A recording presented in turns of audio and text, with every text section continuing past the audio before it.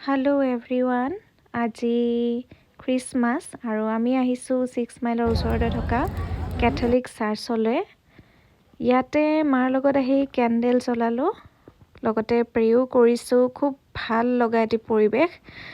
এয়া চাওকচোন, যীশুখ্ৰীষ্টৰ জন্মৰ সময়ৰ ইমান ধুনীয়া ষ্ট্ৰাকচাৰ এটা বনাইছে।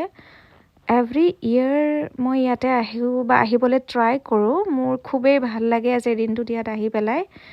ইমান ধুনীয়াকৈ সজাইছে পৰিৱেশটো, মানে আপোনাৰ বহুতেই থাকি ভাল লাগিছে আৰু।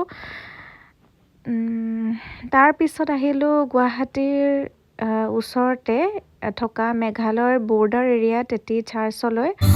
একচুৱেলি ইয়াতেহে মানে ভালদৰে খ্ৰীষ্টমাছৰ যিটো আচল মজা, সেইটো পৰিৱেশটো মই ইয়াতেহে বেছিকৈ পোৱা যেন লাগিলে। একদম পিয়'ৰ আৰু সৰু সৰু ল'ৰা ছোৱালীবিলাকে খুব ধুনীয়াকৈ ফূৰ্তি কৰিছে, ডান্স কৰি আছে।